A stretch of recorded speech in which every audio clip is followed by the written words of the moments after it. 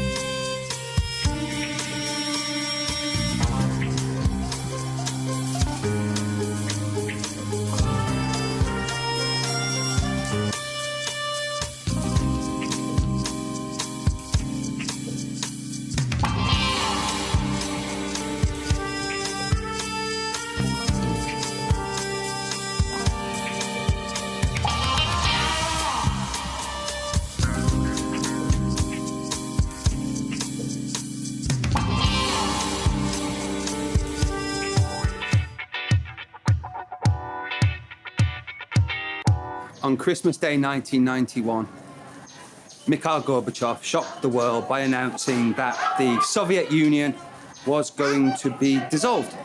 After 40 years of Cold War with the West, the Soviet Union was coming to an end. It had been sitting on top of many problems that were not talked about and not discussed. Low birth rates, demographic problems. There were economic problems that were allowed to stagnate. The economy was allowed to stagnate under Brezhnev.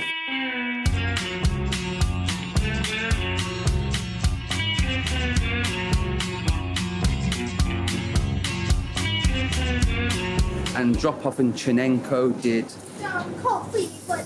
No, sorry. But later. Andropov and Chernenko had done nothing. They were both too old by the time that they came into power. They were already dead, almost. And Brezhnev had been doing nothing.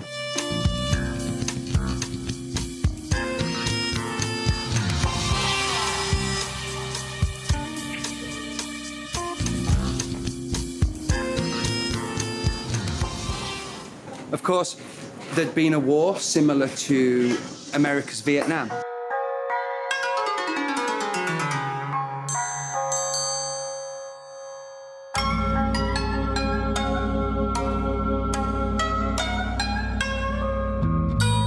In fact, the USSR had its own Vietnam.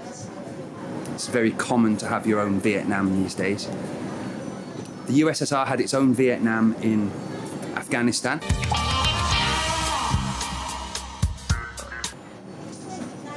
Afghanistan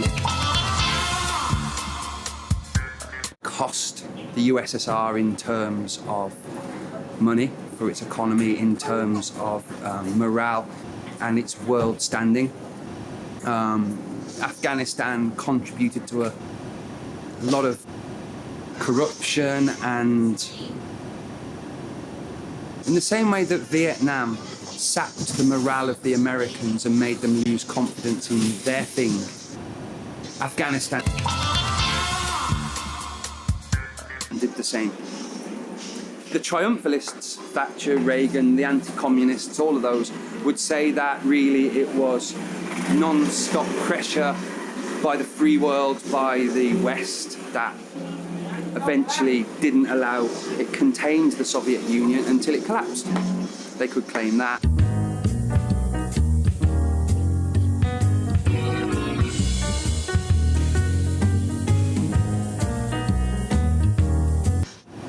Some people would claim that the problem was very much economic.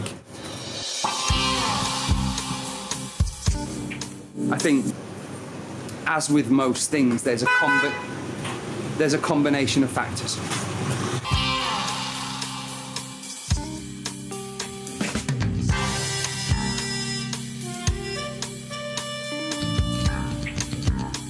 it's going to be very good for you to know the combination of factors that have been seen as the reason why the Soviet Union collapsed, and be able to discuss them all and then come to your own conclusion as to what the balance was between economic, political, military.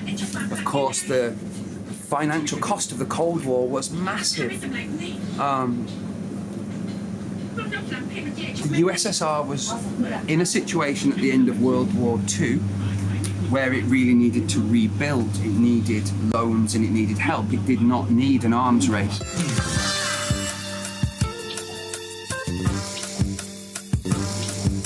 And we need to look at Gorbachev.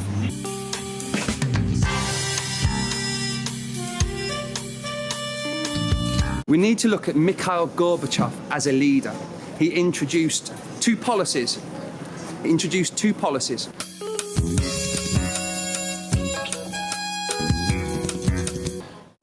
Glasnost, openness, and perestroika, restructuring. People would say that this sped up the decline and collapse of the Soviet Union, and there are those who accuse Gorbachev of collapsing the Soviet Union to be as a puppet of the West.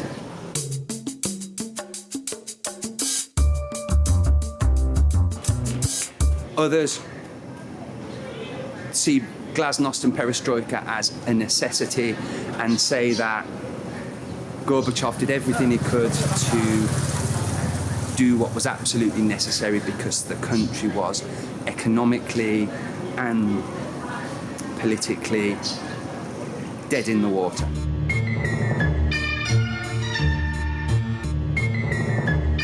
Morning, welcome to FreeTeacher, and you catch me here with zombies. Soviet zombies who have come to represent the decline and fall of the Soviet Union. So, zombie number one. Your opinion on the decline of the Soviet Union? I blame Gorbachev. Yeah. Interesting. And zombie number two. It was inevitable. You get the picture.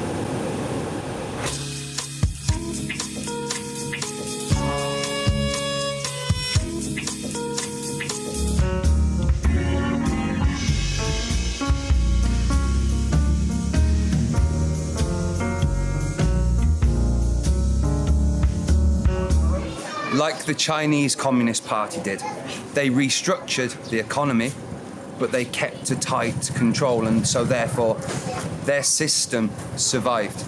The Russians, many people believed, needed less glasnost with their perestroika.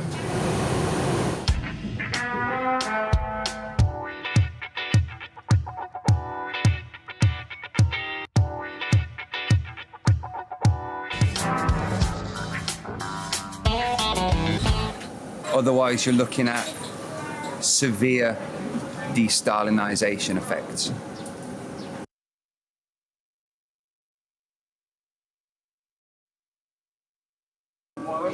Like the Chinese Communist Party did, they restructured the economy, but they kept a tight control, and so therefore their system survived. The Russians, many people believed, needed less glasnost with their perestroika.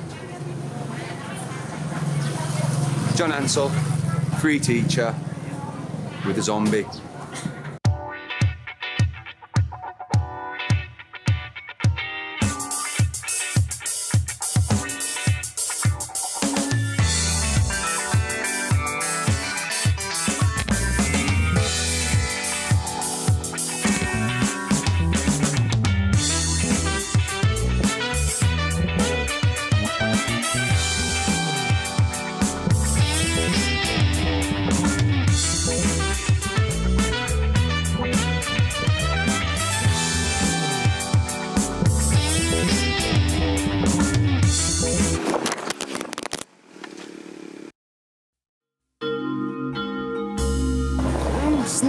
It was inevitable.